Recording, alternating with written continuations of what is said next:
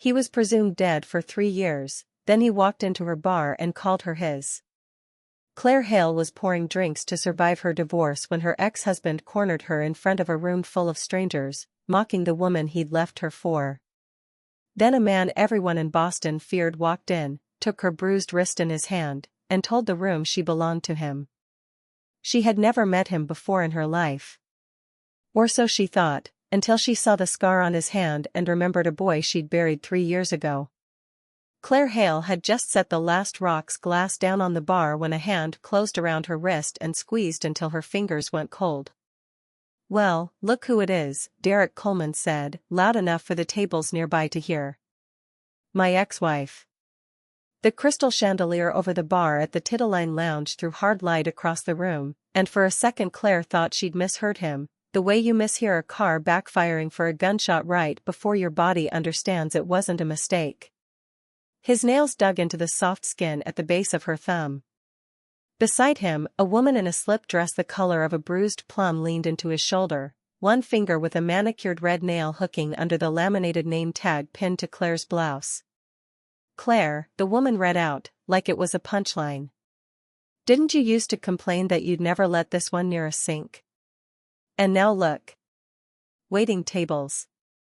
It's Chloe, right?" Claire kept her voice even.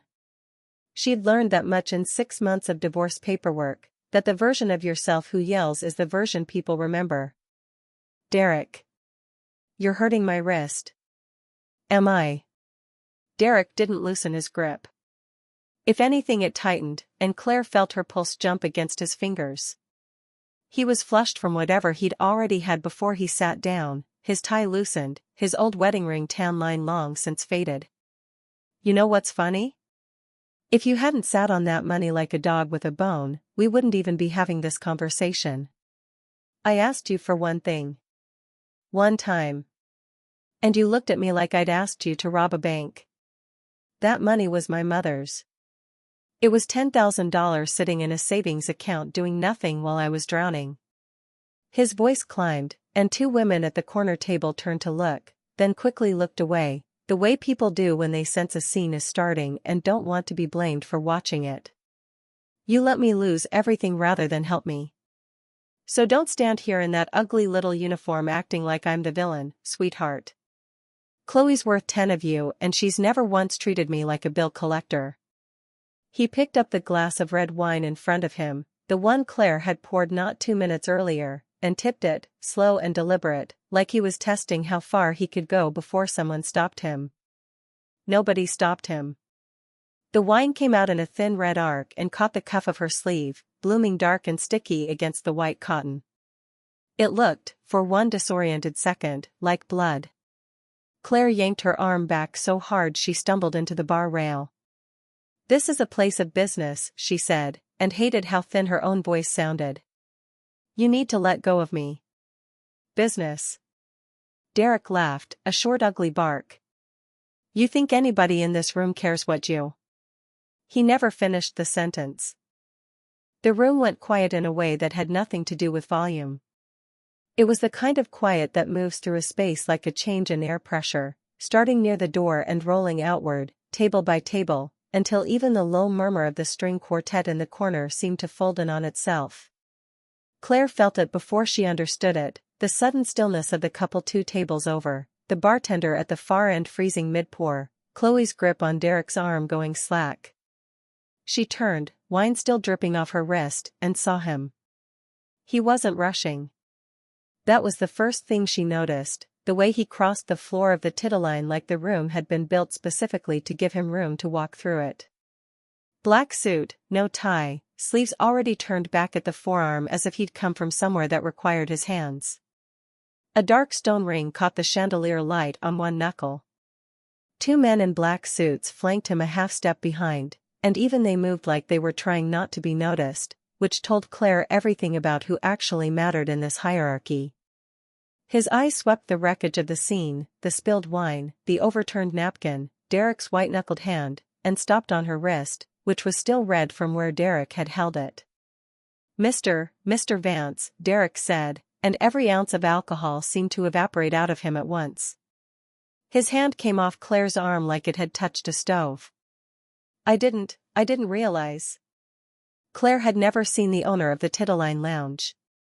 She'd started 6 days ago, hired by a floor manager named Frank who'd told her, with a strange little laugh, that Mr. Vance didn't come around much and that was just as well.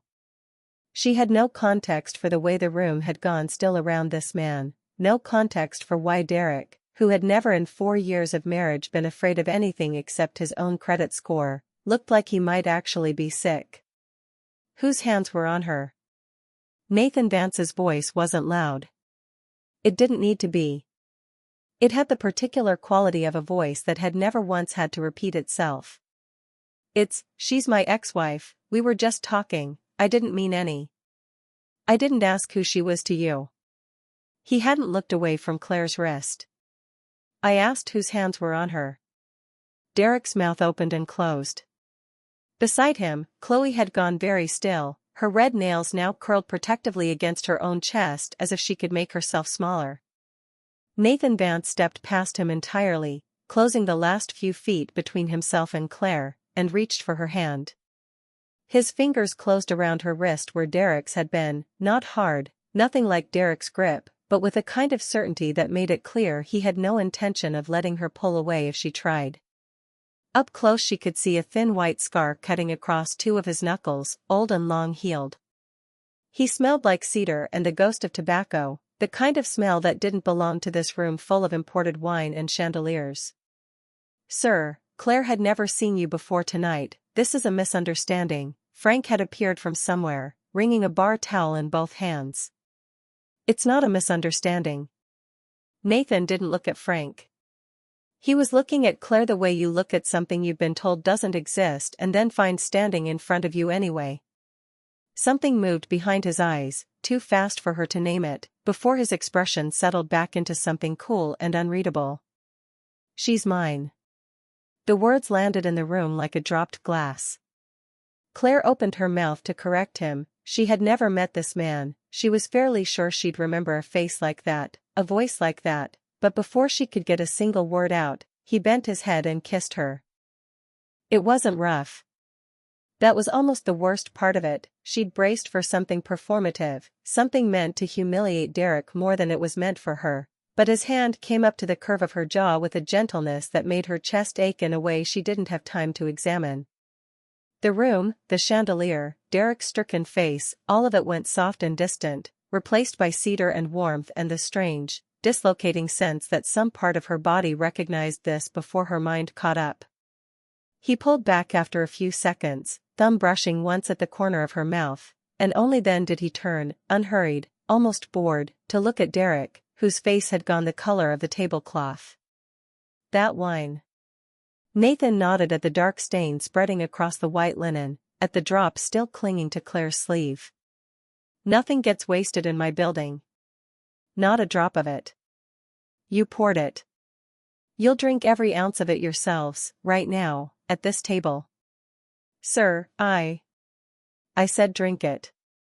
Frank was already moving, pulling the bottle from the ice bucket with hands that shook slightly, refilling the 2 glasses to the brim while Derek and Chloe sat frozen, twin statues of humiliation, surrounded by a room full of people who had all, very suddenly, developed an intense interest in their phones and their own drinks, anything that wasn't looking directly at the scene, while somehow missing none of it.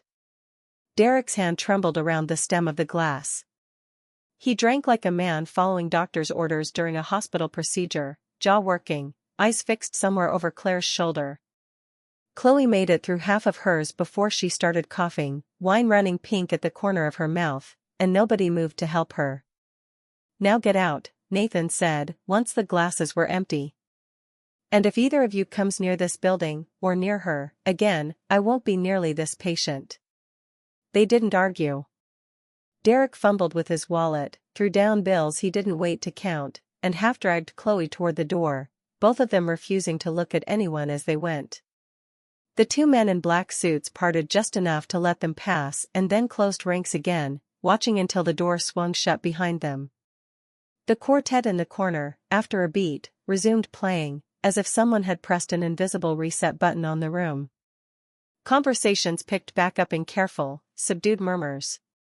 Claire became aware, all at once, that she was standing in the middle of the Titiline lounge with wine on her sleeve and a stranger's hand still loosely circling her wrist, and that every single person in the room was doing an extremely poor job of pretending not to watch her. "I don't need you to fight my battles for me," she said quietly, because it was the only thing she could think to say that wasn't "who are you" or "why did you do that" or "why did that feel like something I've felt before." Something flickered across his face, not offense, more like he was recalibrating. "No," he agreed. "You don't look like someone who does." "Then why?" "Because he put his hands on you in my building." He said it simply, like it was the only possible explanation, and maybe for him it was. "Frank. Get her something for the sleeve. And close out whatever's left on her shift, she's done for the night." "I'm not done," Claire said. "I have another hour." "You're done." It wasn't unkind, but it left no room for negotiation, the way certain doors only open one direction. "Marcus will drive you home." "I have a car." "Then Marcus will follow your car home." When she opened her mouth to argue again, something almost like the corner of a smile moved across his face, gone as quickly as it came. "You can fight me on this tomorrow. Tonight, humor me." Frank appeared at her elbow with a spare uniform blouse and an expression that suggested he had approximately 400 questions he knew better than to ask. Claire took the blouse, went into the back to change, and stood for a full minute afterward with her hands braced on the edge of the small employee sink, staring at her own reflection in the water-spotted mirror, trying to figure out what had just happened to her evening, to her whole understanding of the last 6 days of her life. She had taken this job because it paid better than the 2 others she'd applied for and because Frank hadn't asked why a 31-year-old woman with a business degree was applying to wait tables.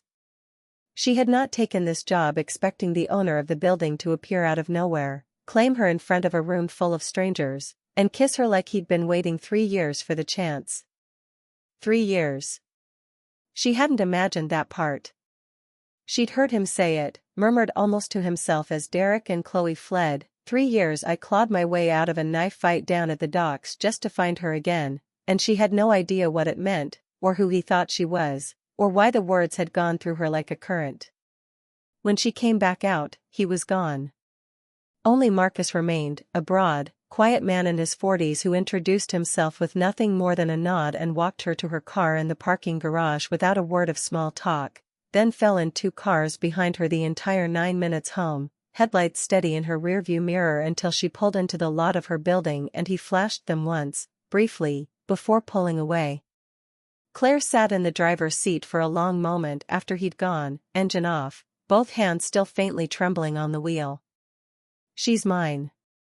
She thought about correcting the statement all the way up 3 flights of stairs to the studio apartment that still smelled like the paint she hadn't finished touching up in the corners, the one she'd moved into 4 months ago with a card table, a mattress on the floor, and roughly a third of the furniture she and Derek had accumulated over 4 years of marriage, the rest divided by a mediator who billed by the hour and clearly did not care that half of what he was dividing had been wedding gifts from Claire's side of the family. She hadn't told anyone at the club about the divorce. She hadn't told anyone much of anything, actually. Since her mother died, it was easier to let people assume things about her rather than correct them, easier to be the quiet new waitress with the good work ethic than to be the woman whose husband left her for a coworker 11 months after her mother's funeral, whose husband had stood in a lawyer's conference room and argued, with a straight face, that her mother's life insurance payout should count as marital property because they'd been married when she died. She hadn't given it to him. It had taken every ounce of nerve she had to say no in that conference room, to watch Derek's face go from wheedling to cold to openly contemptuous in the span of about 90 seconds, but she had said it, because that money had a purpose that had nothing to do with covering someone else's blackjack losses. It was going toward a scholarship in her mother's name at the community college where Diane Hale had spent 11 years teaching nursing students before the cancer took what the cancer took. Claire would live in a studio with a mattress on the floor before she touched that. She hadn't expected Derek to find out where she was working. She hadn't expected, tonight, to have her ex-husband's fingers biting into her wrist in front of a room full of strangers, and she certainly hadn't expected a man she had never met in her life to cross that room like gravity didn't apply to him, take her hand like it already belonged to him, and kiss her with a tenderness that had nothing to do with the reason he claimed to be doing it. She lay awake a long time that night, replaying the scar across his knuckles, the low certainty of his voice, the way something in her chest had recognized the smell of cedar and tobacco before her mind had a single explanation for why. She told herself it meant nothing. She almost believed it. He didn't come back the next night, or the one after that. Claire told herself she wasn't checking the door every time it opened, and told herself a second lie every time she caught herself doing exactly that.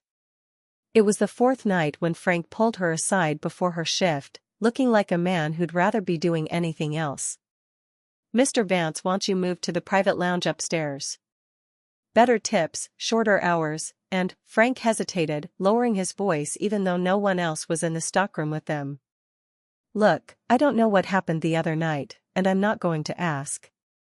But I've worked for that man for 6 years and I have never once seen him raise his voice, and I have never once seen him touch someone the way he stopped himself. Just be careful. Not because he's dangerous to you. Because everyone else in this city is scared to death of him, and I don't think you understand yet what that means for the person he decides is his." "I'm not his anything," Claire said. "I don't even know him." Frank gave her a long look, the kind that suggested he didn't believe that, but he didn't push it, and by the time her shift started she'd almost managed to convince herself it was true. The private lounge on the second floor was quieter, all leather and low light, reserved for members who paid a fee Claire didn't want to think too hard about. She served drinks to men in expensive suits who barely looked at her and one woman in her 60s who tipped in $100 bills and called her sweetheart in a Beacon Hill accent thick enough to cut glass, and for 3 nights running, Nathan Vance did not appear at all. He was there on the 4th. He came in alone, waved off the corner booth Marcus tried to steer him toward, and sat instead at the end of the bar, in the one seat with a clear line of sight to where Claire was working. He ordered nothing. He simply sat, forearms on the bar, watching her work with an attention that should have felt invasive and instead felt, unsettlingly, like being seen for the first time in longer than she wanted to admit. "You're staring," she said finally, setting a rocks glass down harder than necessary in front of the one other customer at the bar, a regular who took the hint and drifted toward a table. "I know. It's rude. I know that too." He didn't stop. She busied her hands with a bar towel she didn't need. "You said something. The other night. About 3 years, and a knife fight at the docks." She hadn't planned to bring it up. It came out anyway, the way things did when she was nervous and trying not to be. "What did you mean?" Something crossed his face, not quite pain, not quite guardedness, something adjacent to both. "Not tonight," he said. "That's not an answer." "No," he agreed. "It isn't." He reached into his jacket and set a business card on the bar between them, heavy stock, embossed, nothing but a phone number and the initials NV if Coleman comes near you again, or the woman, you call that number before you call the police. The police will take 20 minutes. I'll take 4. You didn't answer my question. "I know that too," he said again, and there was something almost like an apology in it, though his face gave away nothing more. He left a $100 bill under an empty glass he'd never ordered and was gone before she could ask anything else. She kept the card. She told herself it was for safety reasons, and that lie lasted about as long as the last one had. Derek's call started 3 days later.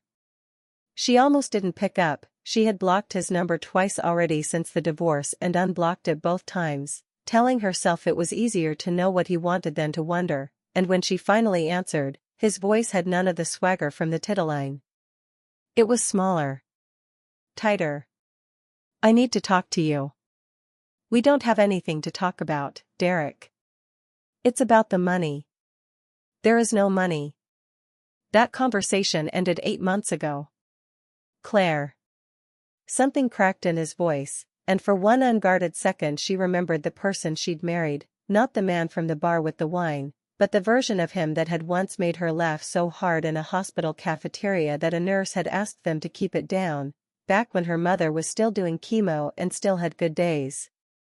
That version of Derek had been easy to love. It was disorienting, sometimes, how completely he'd been replaced by this other one. I owe some people money. Real money.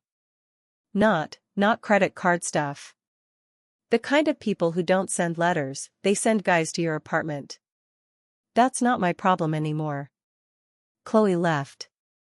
He said it flatly, like a fact he still hadn't processed. Once she figured out I was broke, she was gone in about 6 hours. Funny how fast that happens.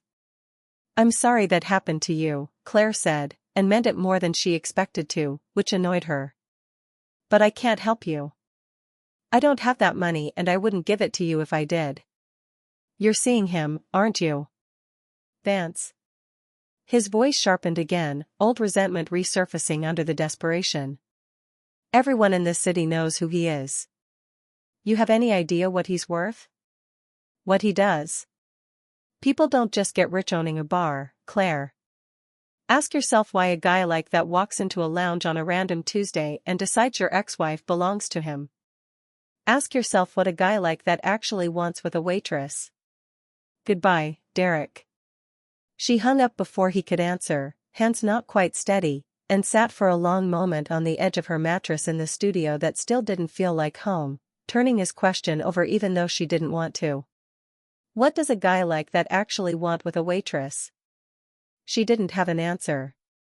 But she thought, uneasily, of the scar across his knuckles, the cedar and tobacco, the way some unnamed part of her chest had reacted to him before her mind caught up, and she thought that whatever the answer was, it had started a long time before he'd ever walked into the Titiline lounge.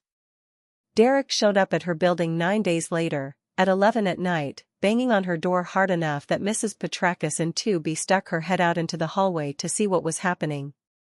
I need to talk to you. He looked worse than he had on the phone, unshaven, his shirt wrinkled like he'd slept in it, or hadn't slept at all. Just 5 minutes. Please. Every instinct told her not to open the door past the chain. She left it on. Talk. They came to my apartment, Claire. 2 guys. They didn't hurt me, they made it very clear what happens if I don't have something for them by the end of the month. His hands were shaking, and it wasn't performance this time. She'd seen Derek angry, seen him cold, seen him cruel, but she had never once seen him frightened, and it did something strange and unwilling to her, some old muscle memory of caring what happened to him. I know I don't have any right to ask you for anything. I know that. But I don't have anyone else. Then go to the police. You think the police can do anything about guys who work for Sal Marino? The name meant nothing to her, but the way Derek's voice dropped when he said it told her it should. You don't get it. This isn't a credit card company. This is, he stopped himself, pressed the heel of his hand against one eye. Forget it. Forget I came here. Derek, wait. But he was already turning, already half down the hallway, and something about the defeated set of his shoulders, the total absence of the man who'd thrown wine on her sleeve 2 weeks ago, kept her standing in the doorway long after he'd gone, chain still hooked, feeling unaccountably guilty for something that had never been her responsibility to fix. She called the number on the card at 11:40 that night, more because she didn't know who else to call than because she expected anything to come of it. He answered on the second ring, as if he'd been waiting for it. Coleman came to your building. It wasn't a question. How did you? Marcus has had someone on your street since the night at the club. You didn't think I meant it about Coleman not coming near you again, did you? Something about that should have alarmed her more than it did. Instead, she found herself sitting down slowly on the edge of her mattress, phone pressed to her ear, oddly steadied by the certainty in his voice. He said a name. Sal Marino. He said they threatened him. The silence on the other end of the line went on a half-second too long. Say the name again, Nathan said, very quietly. Sal Marino. Do you know him? I'm coming to see you tomorrow. Not tonight, it's late, and you should sleep. But tomorrow, I need to ask you something, and I need you to answer it honestly, even if the question doesn't make sense to you. A pause, and when he spoke again his voice had roughened at the edges, like something underneath the calm control had briefly slipped. Did you grow up in Charlestown? Near the old rope factory, before they tore it down? Claire went very still. How do you know that? Tomorrow, he said again, and this time it sounded less like a decision and more like he was steadying himself for something. Get some sleep, Claire. It was the first time he'd said her name. It landed somewhere under her ribs and stayed there, humming, long after she'd hung up the phone. He came to the Titterline the next evening before her shift, waited until Frank had cleared the private lounge of its early regulars, and sat across from her at the same corner booth Marcus had tried to steer him toward the first night, both of them silent for a long moment before either spoke. You have a scar, Claire said, before she'd fully decided to say it, on your right hand. Across the two middle knuckles. His hand, resting on the table, went very deliberately still. You noticed that? I noticed a lot of things I can't explain. Her voice was steadier than she felt. I noticed that a man I'd never met walked into my job and said he'd spent 3 years clawing his way out of a knife fight to find me. I noticed that when you say my name, some part of me reacts like it's heard it before, in your voice, a long time ago. And now you're asking me about a rope factory in Charlestown that hasn't existed in 15 years, and I need you to stop being mysterious and just tell me who you are. For a long moment he didn't answer. When he finally spoke, his voice had dropped into something rawer than she'd heard from him yet. There used to be a girl who sat on the seawall behind that rope factory every day after school, waiting for a boy whose father worked the docks. She had a scholarship interview coming up and she used to make him quiz her on vocabulary words while the tide came in, and she was the only person in that whole neighborhood who ever told him he was smart enough to leave it. He wasn't looking at her anymore, he was looking at some fixed point past her shoulder, somewhere in the past. That boy's name wasn't Nathan Vance. Not back then. Claire's mouth had gone dry. Somewhere behind her ribs a door she'd nailed shut a long time ago creaked open half an inch, and she was suddenly, violently afraid of what was on the other side of it. Don't, she said. Don't say it like that if it isn't true, because there was a boy, there was exactly that boy, and he died. He died at 19, and I went to a funeral with a closed casket because there wasn't enough of him left after the fire at the warehouse too. Nate, he said, and his voice broke, just slightly, on the single syllable, in a way 3 years and $100 million and an empire built out of nothing apparently hadn't been able to smooth over. It's still Nate. Underneath all of it. It's still me. Claire didn't cry. She wanted to, some pressure building behind her eyes that refused to spill over, but what came out instead was anger, sudden and total, rising up through 3 years of grief she'd finally, painstakingly packed away. You let me bury you. Her voice had gone low and shaking. I picked out a casket for a body that wasn't in it. I sat in a church for 2 hours while your aunt sobbed into my shoulder. I spent a year afterward unable to walk past the harbor without my chest seizing up, and you're telling me that was, what, necessary? That you just let it happen, let all of us grieve you, and never once. I know. He didn't defend himself. That, more than anything, stopped her mid-sentence. She'd braced for excuses, and instead he just sat there and absorbed it, jaw tight, hands flat on the table like he was holding himself down by force. I know exactly what I let you go through. I have had 3 years to think about nothing else. Then explain it. Explain it so it makes sense, because right now nothing does. He was quiet for a moment, and when he spoke, it came out low and even, like something he'd rehearsed alone in the dark more times than he wanted to admit. My father owed money to a man named Sal Marino. Not credit card money, the kind of debt that gets collected with a crowbar instead of a phone call. I was 19, I'd just gotten into a program that would have gotten me off the docks for good, and Marino's people came to collect from my father and found out he didn't have it. So they made him an offer instead. His son works it off. 3 years, no questions, and the debt disappears. His hand, on the table, had curled slowly into a fist. I didn't tell you because you would have tried to stop me, and because if Marino's people knew there was a girl who mattered to me, she would have stopped being safe the second they figured out where to find her. You could have told me you were leaving. You could have told me anything other than nothing. I tried. I stood outside the rope factory for an hour the night before I was supposed to report in, and every version of what I could say to you ended with you either getting hurt trying to stop me or getting hurt because Marino now knew your name. So I didn't say goodbye. I let you think I skipped town, and I told myself that was kinder than the truth, and I have hated myself for that decision every single day since. His voice cracked, just once, on the word hated. The fire at the warehouse, that was real. It happened during a job Marino's crew ran, a rival operation trying to burn out his territory, and I was inside it. 3 men didn't walk out. I was the 4th, barely, and Marino's people made the call to let the city believe there'd been 4 bodies instead of 3, because a dead debt boy is a debt boy nobody comes looking for, and that suited everyone. Marino got a workhorse who legally didn't exist anymore. I got 3 more years I hadn't bargained for, because a debt with no fixed end is just another word for never. Claire's hands had gone cold in her lap. 3 more years. I got out 14 months ago. There was a night at the old container yard, the same docks, the same water, a different kind of fire, and it ended with a knife across my hand and Marino finally agreeing the debt was paid, mostly because by then I'd built up enough of my own leverage that keeping me was more trouble than it was worth. I walked away from that night with this. He turned his hand over, the pale scar catching the low light.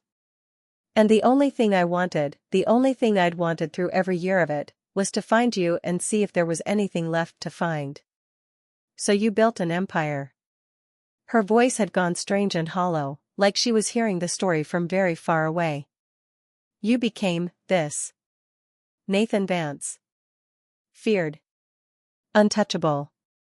All to come back for a girl who thought you'd been dead for 3 years. I didn't build it for the money, he said. Money was just the thing that bought me the ability to make sure nobody like Marino could ever put a debt on anyone I loved again. I spent 14 months finding out what happened to you after, that you'd married, that your mother had gotten sick, that she'd died, that the marriage had ended. I was going to reach out. I had a version of that conversation planned for months, one where I didn't just show up out of nowhere and detonate your entire life. Something almost like a bitter, disbelieving huff of breath escaped him. And then 6 days after you started at the Titline, one of my managers mentioned we'd hired a new server named Claire Hale, and I told myself it had to be a coincidence, because the alternative was too large a thing to hope for. I was going to introduce myself carefully. Quietly. I had it planned out, and then I walked in and found your ex-husband's hand around your wrist, and every careful plan I'd made evaporated in about 4 seconds. The silence that followed sat between them like something physical. You should have told me the second you knew, Claire said finally. Not staged some ownership display in front of a room full of strangers. Not disappeared for 3 days and made me question my own memory. You could have just told me the truth. You're right. He didn't argue it. I told myself I was protecting you, giving you time, being careful. But if I'm honest, some of it was fear. I've spent 3 years becoming someone capable of surviving Marino's world, and I had no idea if there was anything left in me that the girl at the rope factory would still recognize, or want. His eyes, when they finally met hers again, had lost every trace of the icy composure from the Titline. What was left looked almost young. I am telling you the truth now. All of it. And I understand if it isn't enough, and if you need time, or if you never want to see me again after tonight. But I couldn't let another day go by with you thinking I chose to leave you. Claire sat with that for a long moment, feeling the anger and the grief and something else, something warmer and far more dangerous, all tangled together in a way she didn't have the first idea how to unravel. I need to think, she said finally. It was the only honest thing she had. Okay. He stood, slower than she expected, like it cost him something. Whatever you decide. But Marino's name coming out of Coleman's mouth isn't nothing, Claire. If his people are circling your ex-husband, that puts you closer to that world than I ever wanted you to be again. I need you to let Marcus keep watching your building, whatever else you decide about me. Please. She nodded, because that much, at least, wasn't complicated. She didn't call him for 4 days. She went to work. She poured drinks and cashed out receipts and let Frank hover with visible, unasked questions, and at night she sat on the edge of her mattress and turned the story over from every angle she could find, trying to decide whether the anger or the ache underneath it was the truer thing. She thought about the boy on the seawall, quizzing vocabulary words while the tide came in, telling her she was smart enough to leave Charlestown when she hadn't yet believed it herself. She thought about 3 years of grief that had turned out to be grief for a man who was, in fact, still alive, and the strange vertigo of not knowing whether to feel relieved or robbed. She thought about her mother, who had liked Nate, actual, teenage Nate, the one who used to walk 2 miles out of his way to bring Diane Hale soup during a bad flu season, and who had said, more than once in her last year, that she hoped Claire would find someone who looked at her the way that boy used to.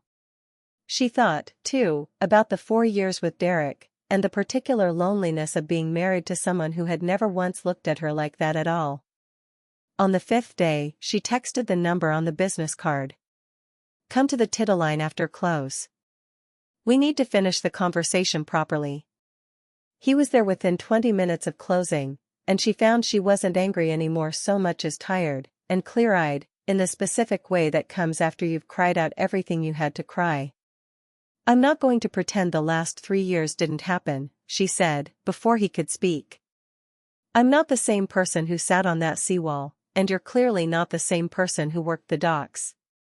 I don't know if what's between us is real or if it's just grief and shock, and old muscle memory dressed up as something else. That's fair, he said quietly. But I'm not interested in being claimed. I don't want to be someone's, the way you said it at the bar, like a piece of property you finally recovered. If there's something here worth trying, it has to be 2 people who choose each other every day, not a debt you're finally collecting on 3 years of guilt. She held his gaze, steadier than she felt. And there is no more disappearing. No more protecting me by deciding things without me. If Marino, or anyone else, becomes a danger, I want to know. All of it. I have spent 3 years being lied to by omission by exactly 1 man already, and I am not doing it twice. Something eased in his shoulders, some brace he'd apparently been holding since he'd walked in. Every day, he said. And no more deciding for you. I can do that. A pause, and the ghost of something almost like his old, careful smile. I'd like to start now, if you'll let me. Come have dinner with me. Not at the Titterline. Somewhere with no chandeliers and no audience. She almost laughed, surprising herself with it. Okay, she said. Somewhere with no audience. It wasn't all easy, in the weeks that followed. There were nights she caught him staring at nothing, jaw tight, and knew without asking that he was back at the container yard even while his body sat across from her at a restaurant table. There was one evening, early on, when she reached for his hand too quickly, out of nowhere, and watched something old and reflexive flash behind his eyes before he caught himself, the muscle memory of a man who had spent 3 years learning that a fast, unexpected touch usually meant something was about to hurt. I'm sorry, he said, visibly furious with himself. That's not, I know you're not him. Any of them. You don't have to apologize for what 3 years did to your body, Claire said, and meant it. I spent a year flinching every time a car backfired near the harbor, after the funeral. It doesn't mean anything except that we both survived something. She didn't reach for his hand again right away. She waited until he reached first, a few minutes later, and something in the way his shoulders eased when he did told her that the waiting itself had mattered. He asked her, once, half joking and half not, whether she resented him for the years the two of them had lost, for the marriage to Derek, the small studio apartment, the version of her 20s spent grieving a man who wasn't actually dead. I used to, she admitted. For a while I resented everything. You, Derek, my mother's diagnosis, the entire order of the universe. She considered it honestly before she answered the rest. But I don't think I'd trade the person those years made me, even to get them back. I don't know if that's forgiveness or just exhaustion talking. Maybe it's both. I'll take both, he said, quietly enough that she almost didn't catch it, and reached for her hand again, no hesitation, that time. The dinner, and the 2 weeks that followed it, were quieter than anything Claire had expected her life to become. Nathan took her to a small seafood place in the North End with checkered tablecloths and no chandeliers of any kind, and for 2 hours she got glimpses of the boy from the seawall inside the careful, controlled man he'd built himself into, the way he still ate too fast when he was nervous, the way he still couldn't resist correcting a waiter's math on the check even when the difference was 11 cents. It didn't erase 3 years of grief. It didn't erase the version of him that had walked into the tittle-line and turned a wineglass into a punishment. But it gave her something to build on besides a scar and a smell of cedar, and for the first time since the divorce, Claire found herself looking forward to something instead of simply enduring it. The trouble arrived on a Tuesday, the way trouble tends to, wearing an ordinary face until it wasn't ordinary anymore. Derek called her at 2 in the afternoon, his voice thin with a fear that had nothing performative left in it. They took my car. Not repossessed, took it, off the street, in broad daylight, and the guy who did it told me to tell Vance's girl that Marino wants a sit-down. His words. Vance's girl. Claire's stomach dropped. Why would they come to you about that? Because everyone in this city knows Nathan Vance walked into a bar and claimed a waitress named Claire Hale, and Marino's people have spent 14 months wondering what happened to the debt boy who used to work their docks and disappeared into money and power instead of dying quietly like he was supposed to. You're not just my ex-wife anymore, Claire. You're the only lover anybody's found that Vance might actually bend for. His voice cracked. I'm sorry. I know I don't get to say that and have it mean anything. But I never should have said Marino's name out loud where anyone could trace it back to you. She called Nathan the second she hung up, and for the first time since she'd known him, she heard something in his voice that sounded almost like fear. Stay in the apartment, he said. Don't open the door for anyone but Marcus. I mean anyone. Nathan? I need 40 minutes. The line went dead before she could argue. He arrived in 28, Marcus and a second man flanking him, and the calm, controlled surface she'd first seen at the tittle-line had been replaced by something taut and dangerous underneath it, banked like a fire that hadn't decided yet whether to stay contained. Marino wants a meeting, he said, without preamble, once he was inside with the door locked and Marcus posted in the hallway. He's had 14 months to be angry that I walked away from him with enough leverage to make his own people nervous, and Coleman handed him a way to reach me that doesn't involve anything he can be arrested for. He's not stupid enough to touch you directly, that would end whatever's left of his organization inside a week, and he knows it. But he wants me to know he still can, if he decides it's worth the cost. So what do? I go. Something hardened in his jaw. Alone, on his terms, in a place of his choosing, and I remind him why it cost him more to keep me 3 years ago than it will ever be worth to touch anything of mine now. That's not you deciding for me, Claire said, low and even, though her heart was slamming against her ribs. That's you deciding for both of us, and we agreed there wasn't going to be any more of that. He looked at her for a long moment, something in his expression cracking open just slightly, not doubt, exactly, but the specific vulnerability of a man who had spent 3 years learning to solve every problem alone and didn't yet know how to stop. If I don't go, he escalates. If I bring you, he has exactly the leverage he's hoping for. There isn't a version of tonight where you're in that room, Claire. That's not me protecting you because I don't trust you to make your own choices. That's just math. His hand found hers, steadier than she expected given how unsteady his voice had sounded a moment before. But you're right that you deserve to know everything, before and after. So here's everything. I'm meeting him at the old container terminal at 9. Marcus and 2 more of my people will be within sight the entire time, armed, with a call already placed to a detective I paid to look the other way on exactly one specific tip if things go wrong. I am not walking into that yard the way I walked in 3 years ago. I have spent 14 months making sure of that. And if it goes wrong anyway? Then you call the number I'm about to give you, and you tell them everything I just told you, and you let people who are better at this than either of us take it from there.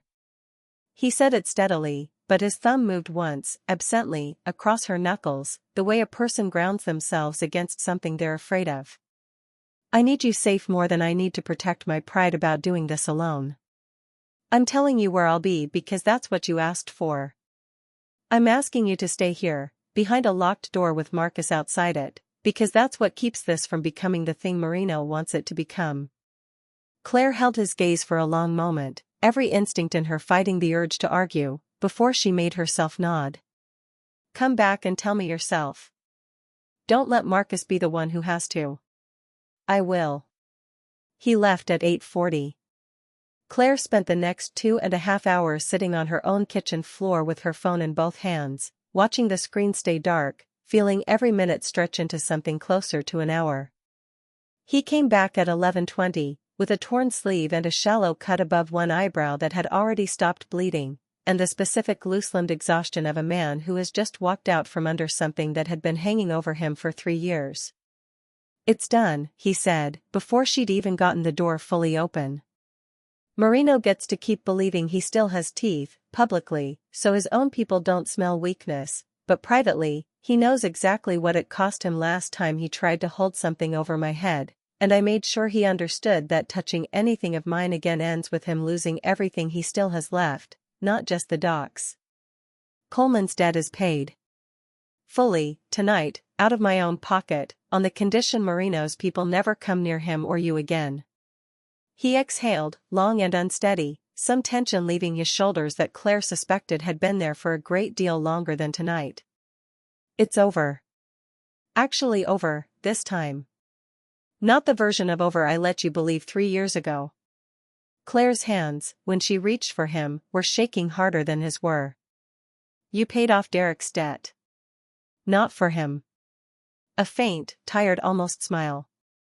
For the version of quiet you deserve to have in your own life, without his mistakes finding their way to your front door every few months. Consider it the last thing I'm ever doing that involves that man.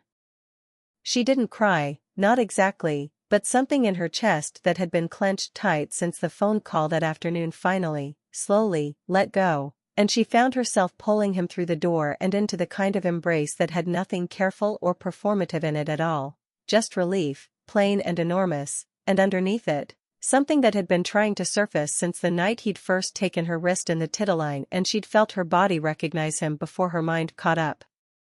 The North End dinner had a small moment Claire kept coming back to for weeks afterward. Somewhere between the calamari and the second glass of wine, an older woman at the next table had recognized Nathan, not by name, exactly, but by reputation, the particular hush that seemed to follow him into every room in this city, and had leaned over to ask, half joking, if Claire wasn't nervous being seen with a man people said such frightening things about. He once made my ex-husband drink an entire glass of wine he'd thrown at me, in front of a room full of strangers, Claire had said, perfectly pleasant, watching the woman's face shift from curiosity to open confusion. So no. I've seen exactly what he's capable of, and it turns out most of it is reserved for people who deserve it. Nathan hadn't laughed out loud, but something had eased in his shoulders for the rest of the meal, some old, guarded posture loosening by a fraction, as though being defended by her, instead of the other way around, for once, was a language he hadn't known he needed someone to speak back to him. Derek left Boston 6 weeks later. Claire heard about it secondhand, through Frank, who'd heard it through a friend of a friend. Derek had taken a sales job in Hartford, was reportedly attending some kind of financial counseling, and had sent Claire exactly one text message before he left, I know sorry doesn't undo anything. I hope you're happy, wherever that ends up being. You deserved better than what I gave you, for longer than I ever admitted. She didn't answer it, but she didn't delete it either, and some quieter, more forgiving part of her was glad, in a distant way, that he seemed to be trying to become someone better than the man who'd thrown wine on her sleeve. She never heard what happened to Chloe, and found she didn't especially want to. The scholarship in her mother's name at the community college was formalized that spring, the Diane Hale Nursing Scholarship, funded in full, with the first recipient announced at a small ceremony Claire attended in a navy dress she'd bought specifically for the occasion, Nathan sitting quietly in the back row instead of anywhere that would draw attention, because she'd asked him to and he'd actually listened. Watching a 19-year-old nursing student named Priya cry while she thanked a woman she'd never met for making her education possible, Claire understood, all at once, exactly why she'd refused Derek's demand in that lawyer's conference room, and understood too that the refusal had cost her a marriage and gained her something she wouldn't have traded back for anything. She kept working at the Titline, though not as a server. Nathan had offered to simply hand her a management position outright, and she'd turned it down flat, told him she wanted to earn whatever came next, not be handed it because of who she was sleeping with, and he'd looked, for a moment, like a man recalibrating an old instinct in real time before he nodded and let it go. She applied for the assistant manager position the way anyone else would have, interviewed with Frank the way anyone else would have, and got it 3 weeks later on the strength of her own resume and a business degree she'd stopped mentioning to people out of habit. Frank told her, with visible relief, that it was nice to finally have someone in that role who understood both sides of the bar. She and Nathan didn't move in together right away. They took it slower than either of them had any real practice at, slow dinners, slow Sunday mornings at the harbor watching the same water that had once nearly killed him, slow conversations about a childhood he'd spent 3 years trying to bury and was only now, carefully, starting to let her back into. He told her, one evening in early autumn, about the container yard, in more detail than he had that first night at the Titline, the cold, the sound the knife had made against bone, the 6 months afterward when he genuinely hadn't been sure he'd walk again, let alone build the empire that let him walk back into a bar and claim a stranger like gravity didn't apply. She told him, in turn, about the year after the funeral, the year she genuinely believed she was grieving a dead boy, and the strange, guilty relief of learning she hadn't been, that the grief had, impossibly, an undo button, even if the years it cost them didn't. I used to think I built all of this to punish Marino, he told her, one night in October, both of them sitting on the low seawall behind what used to be the rope factory, long since replaced by a row of condominiums neither of them could afford to comment on without laughing. The money, the leverage, all of it. I told myself it was about power. It wasn't until I saw you behind that bar that I understood I'd built the entire thing so that someday, somehow, I'd be someone worth coming back as. You were always worth coming back as, Claire said. Even the version that quizzed me on vocabulary words and didn't have 2 nickels to his name. I didn't know that, for a long time. I know. She leaned into his shoulder, the tide coming in the same way it had 100 times when they were 19, when neither of them had any idea what the next 3 years would cost them, or give back. You know that now. He didn't propose that night, or the next month, though she suspected, from the particular careful way he'd started asking about her mother's ring size and her father's old address, that it wasn't far off, and for the first time in longer than she could remember, Claire found she wasn't bracing herself against a future the way she'd braced against every one before it. She was simply, quietly, looking forward to finding out what came next, not because a powerful man had claimed her in front of a room full of strangers, but because 2 people who had once sat on a seawall believing in each other had, against every reasonable expectation, found their way back to doing it again. The Titline Lounge stayed exactly as busy as it had always been, chandeliers and all, though the staff had started to notice that Mr. Vance came around a great deal more often these days, and that he no longer sat alone at the end of the bar with a drink he never touched, watching the door. He didn't need to watch it anymore. The person he'd been waiting 3 years for was already standing behind it, and this time, neither of them was going anywhere.